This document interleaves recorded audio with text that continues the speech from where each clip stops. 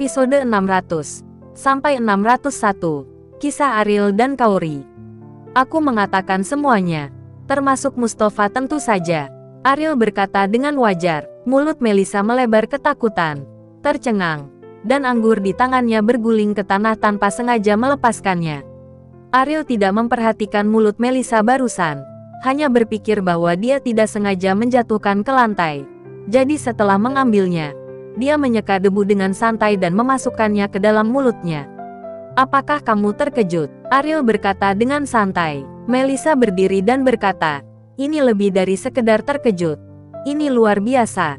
Tahukah kamu bahwa bahkan Helen akan memberinya 3 titik wajah? Kamu benar-benar membiarkan dia berlutut." Petik 2. Helen hanyalah bawahanku. Jika dia ingin memberikan wajah pada Mustafa, apakah itu berarti saya ingin memberikannya? Ariel berkata dengan ringan. Ini, Melissa tidak bisa berkata-kata. Ini sangat masuk akal. Tidak ada sanggahan sama sekali. Tapi dia masih merasa tidak bisa dipercaya. Lagi pula, temperamen Mustafa sangat jelas baginya. Mendominasi dan sombong. Tidak ada yang dianggap di wilayah Indonesia. Bahkan ketika dia menikam Selim dari belakang untuk keuntungannya sendiri. Bagaimana mungkin orang yang begitu cemburu dengan rela berlutut untuk Ariel? Kamu benar-benar luar biasa. Kamu benar-benar bisa memaksa Mustafa untuk berlutut. Melissa menghela nafas dan duduk kembali di sofa. Apakah ini luar biasa? Bagi Ariel, ini hanya masalah sepele, dan dia bahkan tidak mempedulikannya. Wanita memang memiliki rambut panjang dan pengetahuan yang pendek. Apakah itu luar biasa? Ariel berkata dengan jijik. Melissa tidak peduli dengan sarkasme Ariel. Sebaliknya, dia bertanya, "Apa yang kamu ingin lakukan menyinggung perasaan banyak orang? Apakah kamu tahu konsekuensinya?" Ariel juga bertanya pada dirinya sendiri pertanyaan ini. Tetapi pada tahap ini, dia hanya dapat memaksa dirinya sendiri untuk menetapkan tujuan dan menemukan satu hal untuk dilakukan. Ariel tidak tahu apa yang Muklis ingin dia lakukan. Berapa lama dia akan tinggal di Amerika? Ariel tidak tahu. Oleh karena itu, selama waktu yang membosankan ini, Ariel hanya bisa menemukan sesuatu untuk dilewatkan. Bagi Ariel, mengubah pola komunitas Indonesia hanya membosankan untuk menghabiskan waktu. Karena dia sendiri adalah master yang tidak bisa diam. Dia biasa mengantar Kaori pulang kerja dan memasak untuk Kaori, yang membuat Ariel merasa sangat puas, dan dia tidak perlu peduli tentang hal-hal duniawi. Tapi sekarang, tanpa Kaori di sisinya, dia hanya bisa menemukan hal lain untuk mengisi waktu. Tidak ada yang istimewa, hanya membosankan. Saya berencana untuk membangun sebagian dari kekuatan saya sendiri di sini. Dan bagi saya tidak melakukannya atau melakukannya. Tentu, saya harus melakukan yang terbaik, kata Ariel. Melissa tidak bisa membantu matanya melotot. Mendengar apa yang dikatakan Ariel, dia merasa bosan. Jadi dia mengibarkan bendera di distrik Indonesia. Maksimalkan kekuatan Anda. Diperkirakan hanya Ariel yang bisa melakukan cara ini untuk melewatkan waktu. Saya khawatir saya bahkan tidak bisa menganggapnya sebagai orang lain. Jika aku tidak mengenalmu untuk waktu yang lama, saya pasti akan berpikir kamu sedang membual, kata Melissa. Jika kamu mengatakan ini kepada siapapun, tidak ada yang akan mempercayainya. Kenapa? Hal kecil ini dibesar-besarkan untukmu. Ariel tersenyum, berpura-pura tersambar petir. Pernahkah kamu mendengar kalimat ini? Melissa berkata dalam hati. Ariel bertepuk tangan, berdiri dan berkata, "Sudah hampir waktunya. Makan apa malam ini? Aku akan membuatnya untukmu." Petik 2. Melissa sangat gembira, dengan senyum menawan di wajahnya tanpa disadari, dan berkata, "Apapun yang kamu lakukan, aku akan makan apapun. Pokoknya, keahlianmu bagus dan semuanya enak." Ariel mengangkat bahu tak berdaya dan pergi ke dapur, di area villa keluarga Wibowo. Meskipun apa yang terjadi di lintasan membuat orang-orang itu sangat malu, beberapa orang tidak dapat menahan diri untuk mengungkapkan masalah tersebut. Helen, yang menerima berita itu, mengerutkan kening dan duduk di sofa di ruang tamu. Bahkan dari sudut pandang Helen, dia tidak berani melakukan ini. Ariel membuat musuh yang tak terhitung jumlahnya dengan ini, dan hampir menyinggung seluruh wilayah Indonesia di Amerika. Dia tidak bisa membayangkan apa yang akan dilakukan Ariel. Kesombongannya bisa dibenarkan di Basin City. Tapi ini wilayah Amerika. Tapi dia tidak bisa menghitungnya. Jadi Helen tidak tahu mengapa dia melakukan hal-hal ini. Apa yang sedang kamu coba lakukan? Apakah kamu akan dengan sengaja menyakiti saya? Helen berkata pada dirinya sendiri. Menurutnya, Ariel meninggalkan kekacauan ini. Sangat mungkin bahwa itu sengaja membuat masalah untuknya. Lagi pula, Ariel tidak punya dasar atau nostalgia di sini. Dan dia bisa pergi kapan saja. Begitu tanggung jawab ini jatuh pada keluarga Wibowo, itu akan menjadi pukulan fatal bagi keluarga Wibowo. Helen menarik napas dalam-dalam, berdiri, dan berjalan menuju sebuah bangunan kecil di bagian terdalam dari area villa. Ini hampir bisa dikatakan sebagai area terlarang keluarga Wibowo. Bahkan kerabat keluarga Wibowo itu tidak berani menginjakkan kaki di sini dengan mudah. Bahkan jika Baktiar datang ke sini, dia harus memberitahu dia sebelumnya. Karena yang tinggal di sini adalah leluhur Wibowo yang mendirikan dinasti keluarga Wibowo dengan satu tangan. Pria tua di usia senja ini tidak lagi harus berurusan dengan urusan bisnis, dan hidup santai beternak ikan dan burung berjalan di halaman kecilnya sendiri, dan tidak ingin diganggu oleh siapapun. Saat itu, Suseno sangat membenci Raditya, berpikir bahwa Raditya tidak memiliki kemampuan mengikutinya untuk makan dan minum. Dia benar-benar memperlakukan Raditya sebagai bawahan, yang menyebabkan Raditya kembali ke Indonesia dengan marah, dan permusuhan antara dua saudara berakhir. Setelah bertahun-tahun, Suseno masih berpikir bahwa kembalinya Raditya ke Indonesia itu bodoh. Ditulang. Lelaki tua itu merendahkan saudaranya sendiri. Suseno duduk di kursi anyaman, menggoda burung yang dikurung. Saat Helen muncul, wajahnya menunjukkan ekspresi yang sangat tidak senang. Apa yang kamu lakukan di sini? Suseno berkata dengan dingin, seolah-olah cucu perempuan ini seperti orang luar. Kakek, Helen menunduk dan berteriak dengan hormat. Dia tahu betul bahwa Suseno memandang kerabat sedarah dengan sangat acuh tak acuh. Dan bahkan tidak peduli sama sekali. Dia tidak akan datang menemui Suseno kecuali jika diperlukan. Keluar saja jika tidak terjadi apa-apa. Saya tidak ingin melihat siapapun. Suseno berkata tanpa ampun. Kakek, saya tidak mengerti satu hal. Dan saya berharap mendapatkan jawaban kakek. Kata Helen. Suseno mendengus dingin. Dan berkata, kamu sekarang telah mengambil posisi sebagai kepala keluarga Wibowo. Jika kamu tidak dapat menangani bahkan hal kecil, kualifikasi apa yang kamu miliki? Helen mengertakkan giginya. Dia tidak punya perasaan untuk kakek ini. Bagaimanapun, dia tidak pernah menerima perawatan Suseno sejak dia masih kecil. Tetapi sekarang keluarga Wibowo memiliki potensi bahaya yang sangat besar, dan dia harus meminta bantuan Suseno. Kakek, masalah ini bukanlah masalah kecil. Kalau tidak, aku tidak akan mengganggumu. Dan ini terkait dengan keluarga Wibowo. Kata Helen. Alis Suseno mengembun dan ekspresinya menjadi lebih tidak bahagia. Dan berkata, generasi muda dari keluarga Wibowo sangat tidak kompeten sehingga mereka bahkan tidak bisa menangani sampah semacam ini. Di mata Suseno, tidak peduli apa prestasi keluarga Wibowo. Itu semua sampah. Benar-benar diabaikan olehnya. Yang lebih muda dari keluarga Wibowo, Ariel Wibowo telah tiba di daerah Amerika. Kata Helen.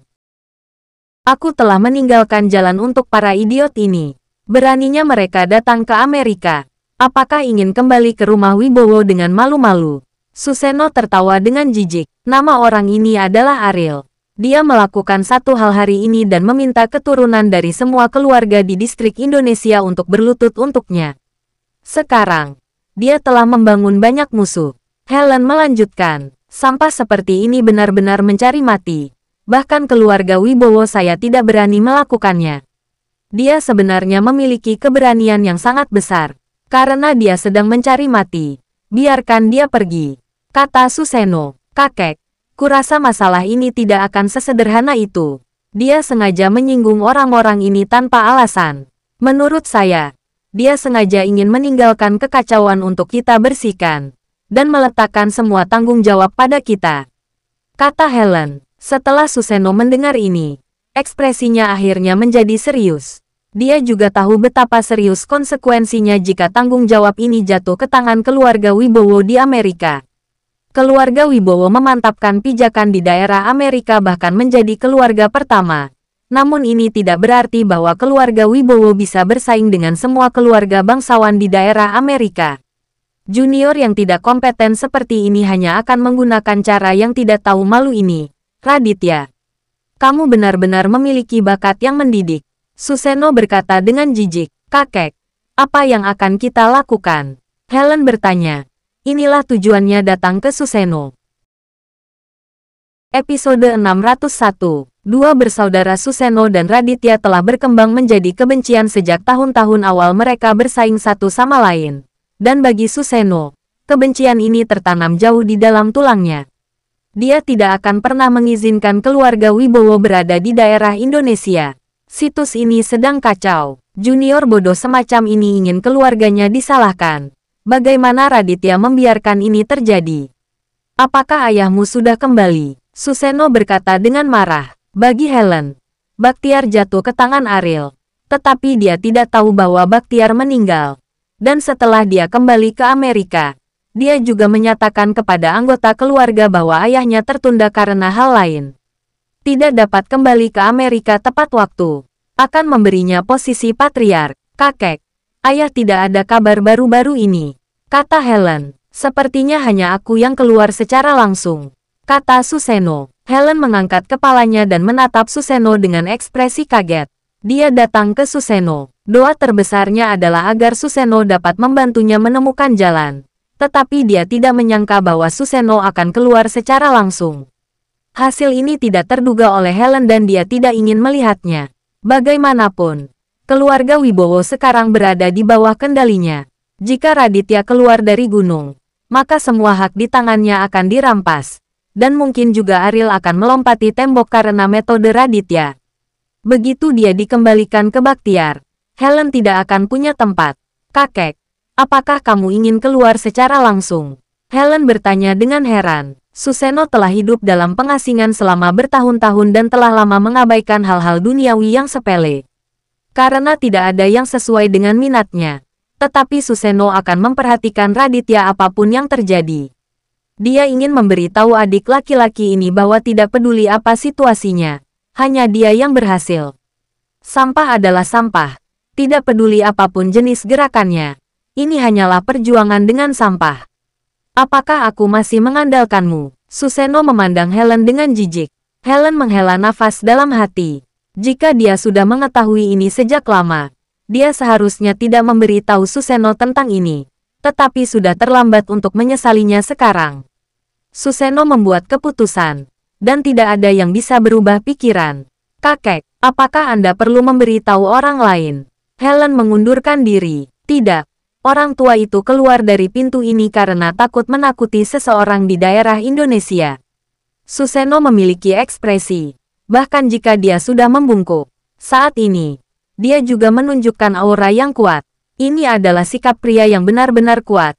Tidak peduli berapa tahun dia mundur dari arena. Begitu dia kembali ke arena, udara yang kencang pasti akan tetap sama. Setelah berbicara, Suseno melangkah keluar dari halaman. Setelah mengetahui berita ini, seluruh keluarga Wibowo mengungkapkan keadaan ngeri. Karena semua orang tahu bahwa Suseno menikmati masa tuanya dan tidak akan pernah melangkah keluar dari halaman kecil itu. Tetapi sekarang dia telah keluar. Artinya, mereka tahu betul. Orang tua itu ingin mendapatkan kembali kendali atas keluarga Wibowo. Aku tidak tahu apa itu. Sungguh luar biasa bisa membiarkan orang tuanya keluar secara langsung. Ku dengar pemuda itu yang membuat Helen berlutut. Sepertinya orang tua itu akan berurusan dengannya secara pribadi. Pemuda itu berpikir jika dia bisa menunggangi kepala Helen dan melakukan apapun yang dia inginkan, dia akan bisa membuat keluarga Wibowo menyerah. Begitu orang tua itu keluar, dia hanyalah seekor semut. Berita kembalinya Suseno tidak sengaja disebarkan. Tetapi keluarga Wibowo bercampur aduk dan dindingnya memiliki telinga. Tidak lama, berita kepergian Suseno tersebar di distrik Indonesia. Seluruh distrik Indonesia menjadi gelisah karena insiden ini. Suseno bangkit dengan kuat di distrik Indonesia saat itu. Dan saya tidak tahu berapa banyak badai berdarah yang terjadi. Meskipun kaum muda saat ini tidak dapat membayangkan betapa sombong dan kuatnya Susanoo di masa kejayaannya, orang-orang tua di keluarga ini benar-benar mengalami era berdarah itu. Mereka sangat mengagumi Susanoo. Untuk suatu waktu, banyak penatua dalam keluarga memerintahkan yang lebih muda di keluarga mereka untuk memperhatikan perilaku mereka selama periode ini, dan tidak melakukan sesuatu yang tidak biasa untuk membuat marah Susanoo. Karena begitu iblis Susanoo diprovokasi, itu akan berakhir. Hanya ada satu, dan itu adalah kematian. Dapat dikatakan bahwa 3 kata Susanoo dilahirkan kembali, tanpa berbuat apa-apa. Banyak orang di daerah Indonesia mulai membahayakan diri mereka sendiri. Dari sini kita bisa melihat betapa kuatnya Susanoo. Di rumah Mustafa, ketika Ardinata mendengar berita itu, tanpa sadar wajahnya berubah. Meskipun dia tidak mengambil alih bisnis keluarga Ardinata selama periode kuat Susanoo, dia secara pribadi telah menyaksikan metode Susanoo. Jika ayahnya tidak cukup beruntung untuk bergabung dengan Susanoo, dia mungkin sudah menjadi jalan Susanoo menuju sukses. Sekarang Susanoo keluar dari gunung secara tiba-tiba. Dalam pandangan Ardinata, keluarga Wibowo pasti memiliki gerakan besar, dan langkah ini pasti akan membawa turbulensi besar ke wilayah Indonesia. Ardinata harus khawatir apakah nasib buruk akan menimpanya. Mengambil telepon, Ardinata menghubungi nomor Mustafa. Mustafa suka terikat dengan ruang konferensi, dan wanita di sekitarnya tidak pernah berkurang. Baginya, selain kekayaan dan status, pengejaran terbesar adalah wanita. Hanya wanita. Hanya dengan begitu Mustafa dapat merasakan arti hidup. Ayah, kenapa kamu meneleponku saat ini? Apa kau tidak tahu apa yang aku lakukan? Mustafa tidak pernah menyembunyikan sifatnya di luar, karena Ardinata adalah seorang licik. 2 ayah dan anak berada dalam kategori yang sama. Akan peduli tentang apa yang telah dilakukan pihak lain. Kamu segera kembali. Aku punya hal yang sangat penting untuk dibicarakan denganmu, kata Ardinata. Mustafa mengerutkan kening. Dalam keadaan normal, Ardinata tidak akan pernah menghubunginya. Sejak Ardinata berkata demikian, pasti ada sesuatu yang penting. Sebagai upaya terakhir, Mustafa mendorong wanita yang memeluknya itu, mengatakan kepada mereka, "Tunggu saya. Setelah menyelesaikan bisnis ini, saya akan kembali untuk memanjakan kalian." Kedua wanita itu memandang Mustafa dengan nostalgia. "Tuan Mustafa, apakah Anda benar-benar ingin pergi?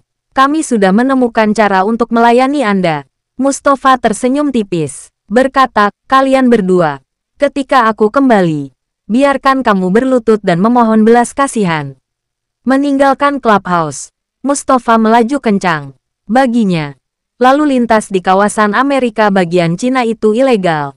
Asal punya uang bisa mengatasinya. Jadi tak pernah peduli mobilnya ngebut atau tidak. Kembali ke rumah, Mustafa tenggelam setelah melihat ekspresi serius Ardinata. Pengetahuannya tentang Ardinata cukup dalam, dan Ardinata jarang mengalami saat-saat seserius itu. "Ayah, apa yang terjadi?" Mustafa bertanya dengan suara yang dalam. "Apakah kamu kenal Susanoo dari keluarga Wibowo?" kata Ardinata. Mustafa mengangguk dan berkata, "Bukankah lelaki tua ini sangat kuat sebelumnya? Kudengar sudah bertahun-tahun tidak terlihat, dan aku tidak tahu apakah itu mati setelah keluarga Wibowo Villa ditutup." Mustafa tidak lahir di usia yang kuat seperti Susanoo. Jadi menurutnya, Susanoo adalah karakter mitologis. Bagaimana dia bisa begitu kuat? Jika dia mati, itu akan baik-baik saja. Tapi sayangnya, dia tidak hanya tidak mati, tapi dia juga keluar dari gunung.